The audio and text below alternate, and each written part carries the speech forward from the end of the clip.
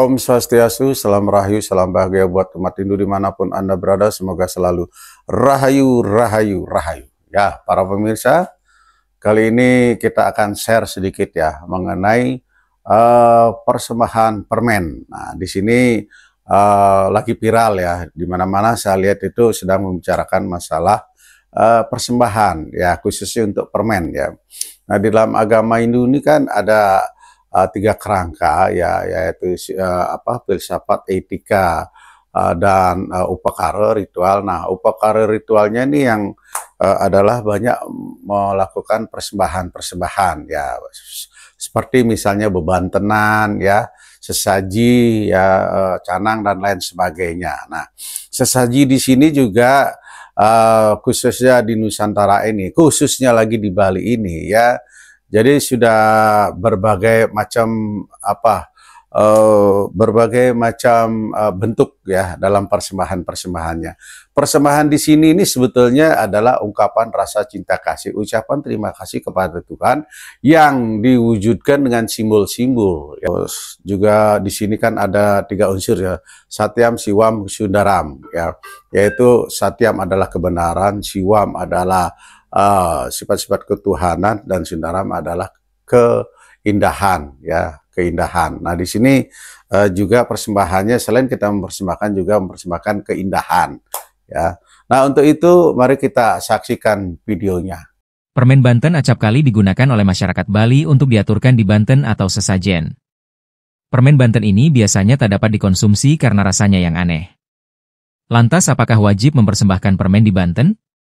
Berikut penjelasan Ketua PHDI Bali, I Nyoman Kenak, SH. Menurutnya, pemberian permen untuk Banten tidak diharuskan.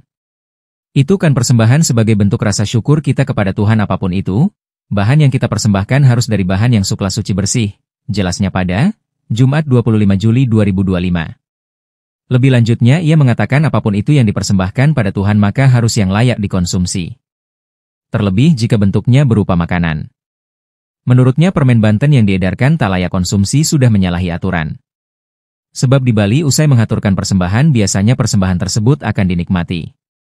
Kita persembahan dulu, kan? Persembahan sudah itu baru kita lungsur, kan? Maksudnya kan gitu.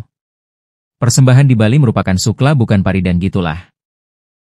Barang yang bukan paridan itu dipersembahkan dulu dan itu baru kita lungsur. Setiap yang kita persembahkan itu yang kita lungsur, kita makan, bebernya. Maka dari itu, ia meminta agar BPOM turut serta mengawasi hal tersebut. Ia pun meminta agar permen Banten tidak diedarkan lagi sebab dikhawatirkan akan dikonsumsi usai disembahkan. Ketika permen ditaruh di atas canang biasanya dinamai mesoda di Bali, yang menjadi bentuk tanda syukur. Nah, setelah kita menyaksikan videonya, ya, jadi di sini kan ada katakanlah permen yang sudah isunya ya, sudah yang kedosa dan apa layak untuk dikonsumsi persadam tersebut ya. Nah, di sini layak dan tidak layak ya, sebenarnya di dalam agama Hindu ada yang namanya persembahan-sembahan Satyam, Rajas, Tamas ya. Jadi ada sifat jenis makanan ya. Satyam, satwik adalah sifat-sifat yang baik ya. Ya, katakanlah seperti makanan ya, tidak basi, tidak kecut, tidak asam ya, tidak kotor ya, tidak bekas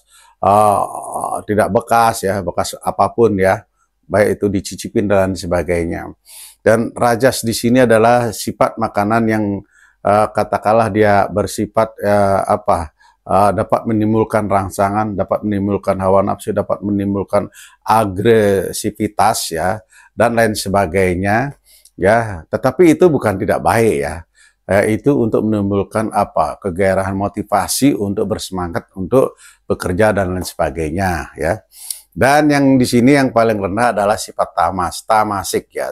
Sifat-sifat tamasik ini adalah makanan-makanan yang sudah basi, sudah hancur, sudah bekas orang ya, dan dia adalah tidak sehat ya, dan lain sebagainya.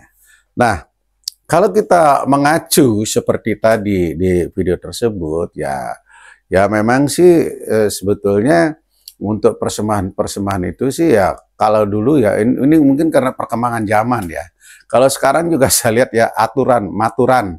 Jadi gebogan itu tuh sudah ada itu Pocari Sweat ya, ada apalagi ada teh botol ya, teh kotak dan lain sebagainya ya. Bukan permen saja ya. Jadi seperti itu persembahan-persembahannya ya, ya mungkin mengikuti perkembangan zaman ya, sehingga dimodif ya, apa yang ada di warung itu yang di supermarket itu yang dipajang atau dipersembahkan ya. Nah padahal ya inti daripada persembahan yatnya atau yang di dalam Bhagavad Gita itu sebenarnya Patram Puspam Palam Toyam ya, itu esensinya, intinya persembahan ya. Jadi ya patram adalah daun ya, dedaunan, daun yang bersifat bersih ya, yang bersifat tidak gatal dan lain sebagainya. Yang kedua patram puspam ya, patram puspam palam ya, palam ini adalah buah-buahan. Tentu ini buah-buahan yang satvik, buah-buahan yang baik ya, buah-buahan untuk persembahan. Nah, yang keempat ini adalah patram puspam palam toyam, yaitu air ya. Jadi di dalam Bhagavad Gita sudah dikatakan bahwa ya persembahkanlah ya setangkai daun, sebiji buah-buahan ya, seteguk air ya, setetes air dari hati yang murni, dari hati yang ikhlas. Ya, jadi seperti itu intinya ya di dalam Bhagavad Gita ya. Nah, tapi dalam perkembangannya, persembahannya itu sudah melebar kemana-mana ya. Ya disesuaikan dengan keinginan mereka, disesuaikan dengan apa yang ada di lingkungannya ya. Seperti permen itu ya. Nah, memang saya lihat juga banyak juga itu yang memang mempersembahkan permen ya, terutama di itu kalau kayak di Bali itu diangkul-angkul, terus di kadang-kadang di pohon beringin dan lain sebagainya ya. Jadi mereka itu ya sebagai sebetulnya sih mereka cuma mengucapkan terima kasih ya, puji syukur ya yang diwujudkan ya. Nah tetapi memang kalau itu sudah lama atau itu sudah disemutin ya, nah itu nggak boleh ya. Ya itu mah nggak boleh dimakan ya, persadamnya ya. Nah, sesuatu yang sudah busuk, yang sudah layu, yang sudah tidak layak, itu juga tidak boleh dikonsumsi setelah persembahan ya, yang disebut dengan prasadam. Itu kita harus memakan selesai persembahan itu yang satvik ya, yang seger, yang sehat, yang baik wujudnya, yang baik di dalamnya, misalnya kayak buah-buahan, pepaya, pisang, mangga, manggis dan lain sebagainya ya. Jadi kembali lagi tadi, apakah boleh mempersembahkan permen ya? Nah sebetulnya sih ya itu kembali lagi, kalau kita kembali kepada esensinya yaitu patram puspam palam toyam, ya tentu di sini permen tidak dianjurkan ya. Permen ini kan mungkin cetusan seseorang ya, terus diikut-ikutin sama yang lainnya ya. Sebetulnya sih ya dalam Weda juga nggak ada gitu ya. Nah, cuma di sini juga akhirnya dijadikan bisnis kan. Wah, permen sangat laku sekali ya. Bahkan sampai permen yang reject, permen yang sudah rajas tamas yang nggak baik ya, itu yang tentu yang dilarang ya. Ya sebetulnya kan orang mempersembahkan apa saja sih ya, di sini tidak ada larangan. Yang penting itu adalah satu, tulus ikhlas, yang kedua itu bersifat satvik ya, tidak busuk, tidak bau ya, tidak bekas ya, tidak lonjor dan lain sebagainya. Itu intinya seperti itu ya. Untuk itu semoga permasalahan ini ya dipahami oleh para umat ya. Sekian dan terima kasih. Saya Wayan Amaluddin mengucapkan Paramasanti, Om Santi, Santi, Santi.